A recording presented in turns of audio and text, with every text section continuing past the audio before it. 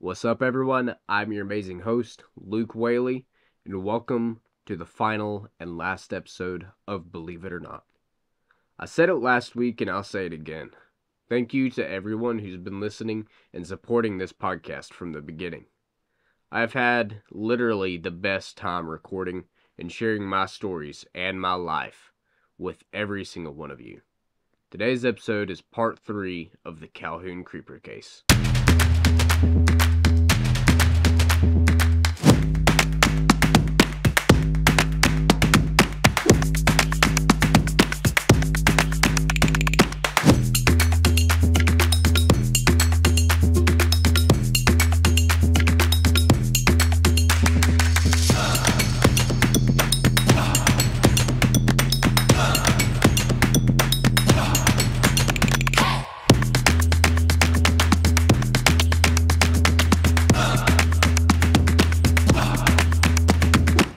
So today we'll be going over part 3 of the Calhoun Creeper case. Last week we did part 2 and the week before part 1. But if you have not listened to either one of those, I would advise you to go and listen to both of those episodes. Because without listening to those, and you listen to this one, you'll be sincerely confused. So please, please, please go listen to the first 2 episodes. So, here we go. Let's get into it. As soon as the CCPD excavated May's body, she was sent off to the coroners. Even though they figured it was May without her head, she wasn't officially identified until after her autopsy. Austin hoped they'd find something, hopefully not a dead body, but something that would link them to the killer. Churches around town fed the families of the victims, and their funerals took place just a few days later.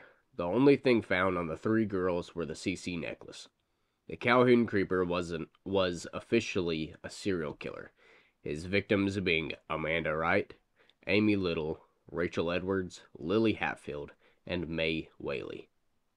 5 girls in a matter of 2 weeks, and the Calhoun Creeper was still out there on the loose.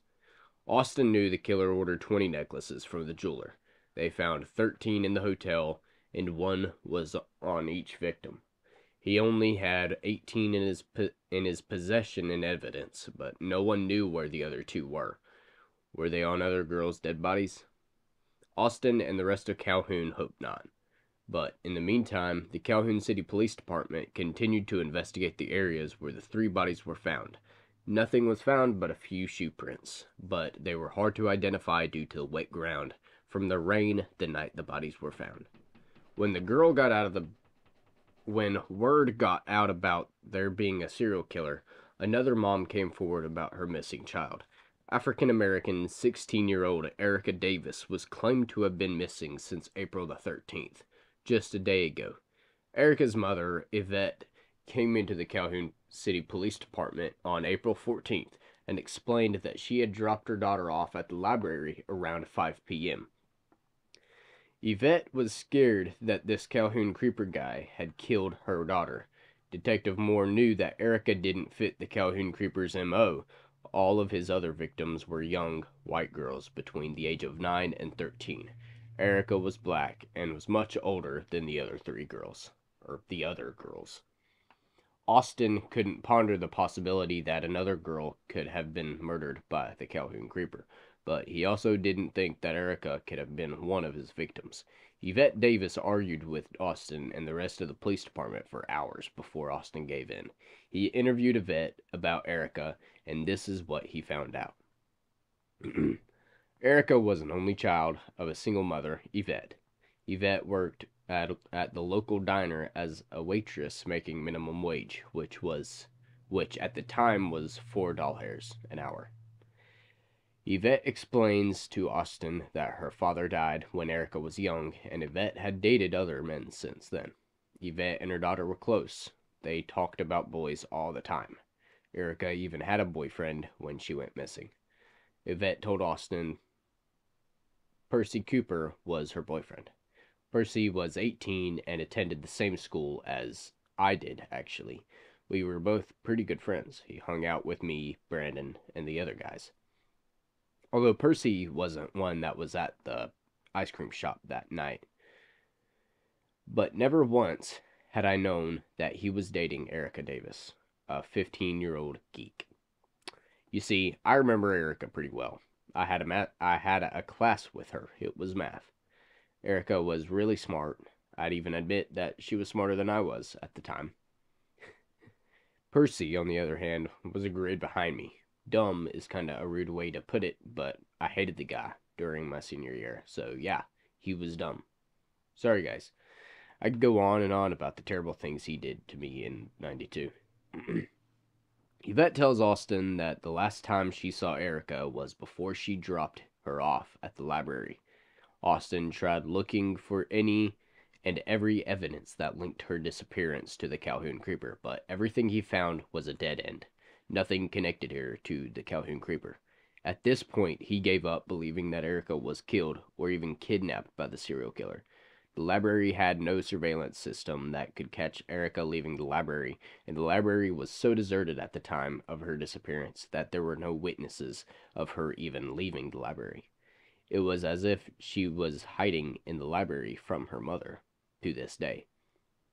It wasn't until the next day when the Calhoun City Police Department received a call from Gordon Hospital claiming Erica Davis was just admitted and was in surgery.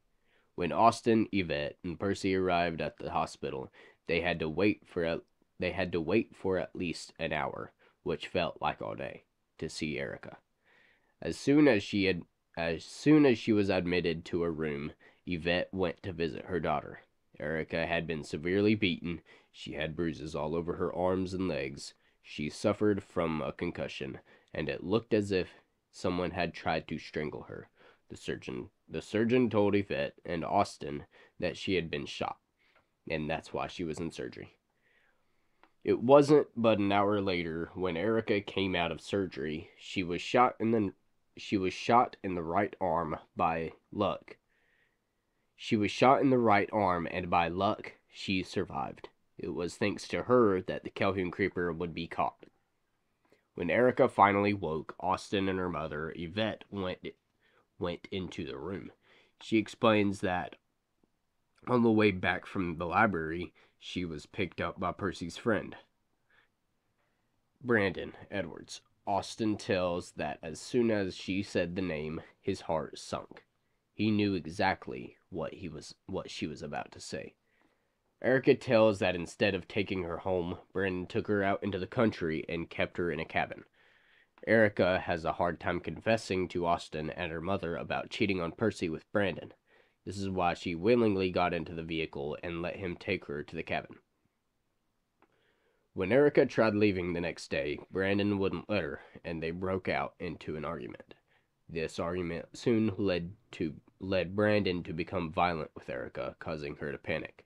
Erica tells Austin that as soon as she got the upper hand, she ran, but before she was able to reach the vehicle, she felt the gunshot. The only thing that bothered Austin about Brandon being the Calhoun Creeper was the fact that Rachel Edwards was Brandon's cousin. Austin couldn't wrap his head around it. Austin immediately called for backup to meet him at Brandon's estate. Within the next 30 minutes, Austin and his backup arrived at the Edwards estate. Upon arrival, Austin notices the front door was open. The home sounded quiet. Austin tells 11 Alive that the quiet seemed odd. Austin and the CCPD go into the home, only to find Ashley Edwards dead in the kitchen floor. She was stabbed several times in the chest and lied on her back beside the fridge. Puddles of blood were underneath her body, and a trail of blood from shoe prints led through the house toward the back of the home. Austin followed the trail, hoping that Brandon was still in the home, but he followed the trail to the back door, where the trail came to an abrupt stop. Brandon's size 9 shoes sat on the back porch, and the sliding door was wide open with blood covering the white door handle. Ashley had been killed within the past hour, the investigators guessed. The blood was still fresh, and Austin knew Brandon couldn't have gotten far. That was until the Edwards neighbor told Austin that Ashley's vehicle was missing. The neighbor, Ann Judd, told that she watched Brandon walk into the home around 9:40 a.m. and left in Ashley's off-white Ford Pinto within the next 40 minutes. CCPD pulled the license plate number from Ashley's records, and put an APB on Brandon and the vehicle. Austin hoped someone would see him in the vehicle and call it in. As soon as the APB was put out on Brandon, aka the Calhoun Creeper, the Whaleys, the rest of the Edwards, and the Hatfields locked their doors. They were scared that Brandon would come for them. Nobody in town believed that Brandon was the killer, but I remember it like it was yesterday. The moment my father, Jim, and I saw Brandon's face on the TV, we were both shocked. I had no idea, and he was one of my best friends. I assumed the CCPD and Austin would come back to me and ask me questions, but they never did. I guess they had other stuff to deal with, like finding Brandon. When my dad saw Brandon's face on the news on the TV, his exact words were, "I always had a weird feeling about that kid." Word for word. B was put out when a 911 call came in from West Gordon County. The responding dispatcher heard cries and screams from a girl on the line. The dispatcher calms the girl down enough to get her to talk. Nora Monroe, the girl, tells that the man on the TV broke into her house and killed her younger sister, Grace, and injured her. The dispatcher immediately sent the police and paramedics out to the house. As soon as Austin walked into the home, he noticed the home was trashed. This wasn't normal for the Calhoun Creeper. This wasn't his normal MO. Austin knew he was more dangerous now that he was on the run and trying to get away from the cops. Brandon wouldn't stop until he got away or was arrested for good. After questioning the survivor of the attack, Austin received a call from Detective Hamill of the FBI. Hamill told Austin that him and other agents from within the FBI were on the way down to track down Brandon Edwards. Austin was scared this meant he was going to lose his job when the investigation was done and over with. They were closer than ever to catching the Calhoun Creeper, and Austin couldn't stop now. He couldn't have gone far within the 20 minutes after killing the girl in West Gordon. The case went cold again for a day until a 911 call told Austin where Brandon had last been. When the CCPD and the FBI arrived at the home in Lafayette, Georgia, it was again too late. A mother and daughter were killed in their rooms. The husband of the mother explained that when he came home the next morning, he found his daughter first. She was stabbed 7 times she was stabbed 7 times, and the knife was found in her body still. Her mother was strangled to death.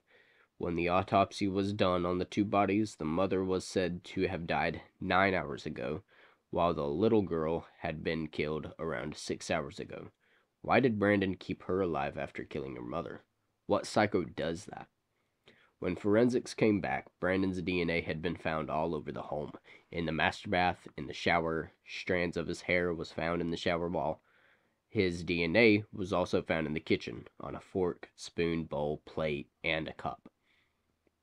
He had lived in the house after he killed the 2 females. This was the weirdest thing they have known the Calhoun Creeper to do. This showed that he was more of a creep than anything else in the entire case did. This was absolutely weird. The Ford Pinto was still parked in the driveway when the victim's husband came home and found the bodies. Wherever Brandon Edwards was, he was on foot, likely armed, and nobody had seen him leave the last victim's home. Another day had passed with no new information on Brandon's whereabouts or another 911 call. If he had killed again, nobody had found the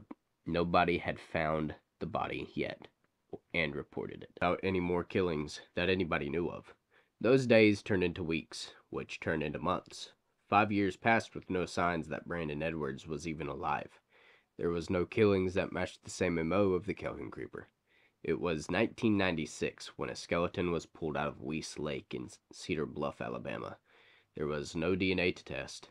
The only thing forensics had to go by was dental records. As soon as the records came back, the Calhoun City Police Department was notified. Detective Austin Moore would finally get to close the Calhoun Creeper case. The skeleton in Weiss Lake was Brandon Edwards, a.k.a. the Calhoun Creeper. 7 years passed, and a total of 12 years had passed since the Calhoun Creeper murders took place. It was late 2003 in the town of Cleveland, Tennessee. Population 48,000. Cleveland was just a normal place to live, just like Calhoun, Georgia was 7 years prior. Cleveland was just an hour's drive away from Calhoun, and they were also about to get their own personal view of a creeper horror story. It was November 27th, the day after Thanksgiving, infamously known as Black Friday. It was 6 p.m. when Bobby and Christine Eller had just gotten home from their Black Friday shopping. Their 13-year-old twin daughters, Tracy and Tina, stayed home for the day and cleaned the house for their parents. As soon as Bobby walked into the home, he called out for his daughters to stay in the room so they could bring in the gifts and presents that they had just purchased at the several different stores they had been to. The girls never once answered back, but Bobby just thought they were hiding somewhere in the home so they wouldn't see their Christmas presents. After Bobby and Christine brought in the presents, Bobby told the girls they could come back out from hiding, but again, they didn't answer. Bobby immediately thought they were playing a prank and were going to try and jump out and scare them. The girls had just recently watched The Shining for the first time and had been obsessed with dressing up like the twin girls from the movie and walking around the home. It freaked Bobby out, but Christine thought it was cute and funny. She's weird, I know, 'cause those girls creep me out. I don't know anyone who would think they're cute. Bobby again yelled for the girls, but they didn't answer. Him and Christine listened close, hoping to hear them moving around somewhere in the home, but there was no sound of little feet running around the house. Where was his kids? Bobby started to get fed up and began to get angry. He raised his voice and shouted for his girls to come out of hiding. That's when Christina decided to go down the hall to her daughter's bedroom.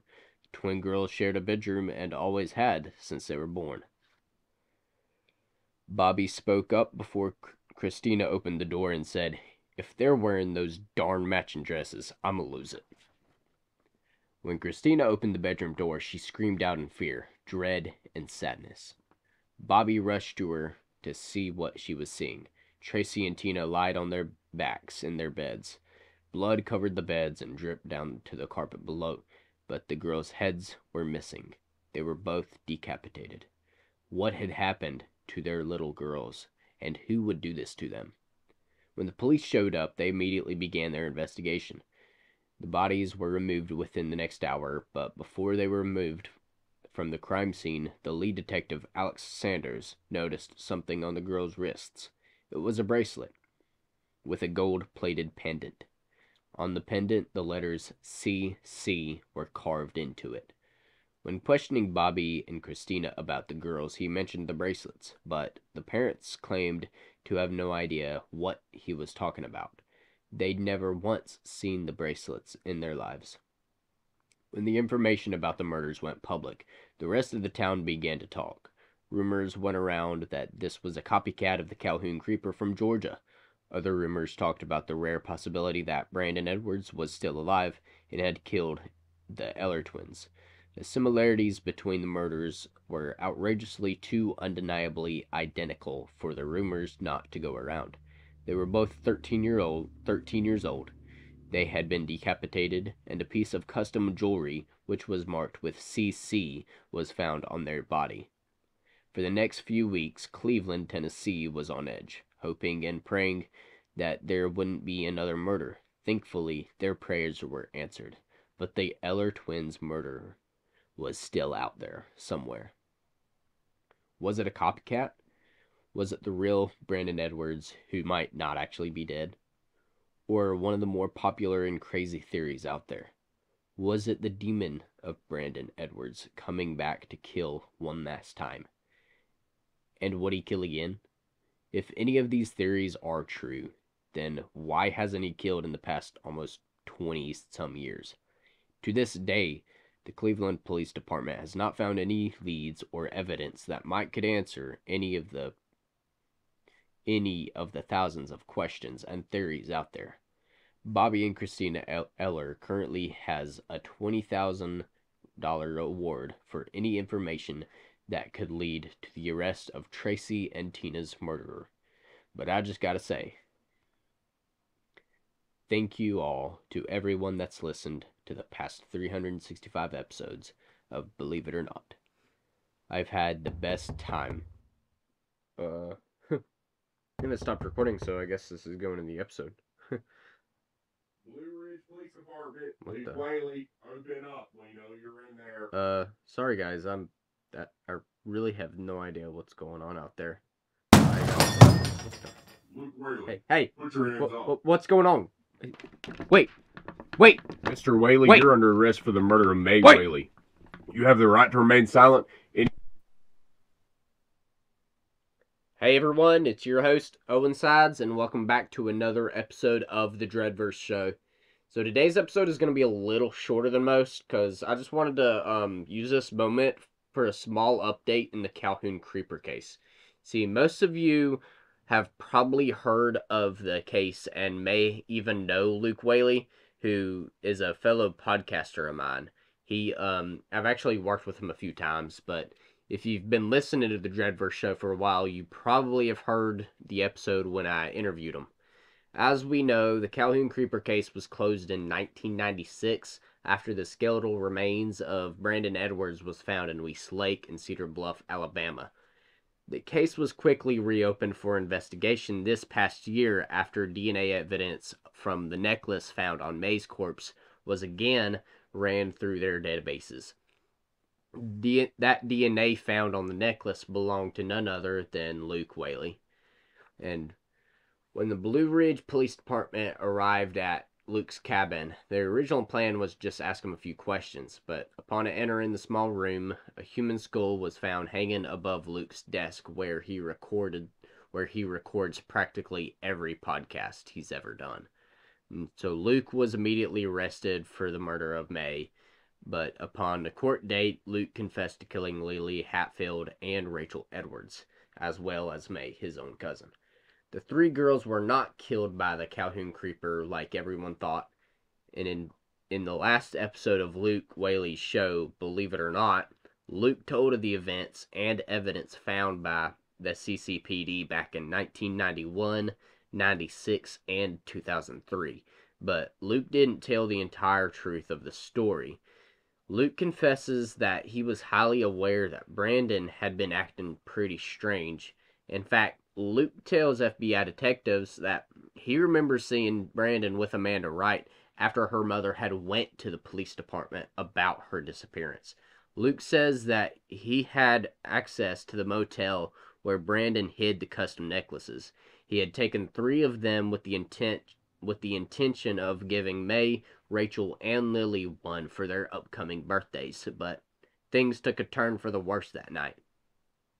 Only 2 murders went unsaid for: the Eller twins, Tracy, and Tina. Just as Luke Whaley put it in the last episode, nobody knows who the killer is. When the news of Luke's arrest went public, I hoped that Luke was the twins' murderer, only for the parents' sake. They deserve to know the truth and to know who killed their children. Luke was questioned about the twins' murder, but he denied being involved. In fact, in 2003, during the fall, he was in the Fannin Regional Hospital emergency department due to a fatal car accident. So there's no way he could have been even connected to the girls' murders. Thoughts and prayers go out to the families of the victims and of Brandon Edwards and Luke Whaley, especially the Whaley family, who had no idea of Luke's involvement within the Calhoun Creeper case. So that's all I wanted to say about that, and I guess I will see y'all in the next episode of the Dreadverse Show. Bye, guys.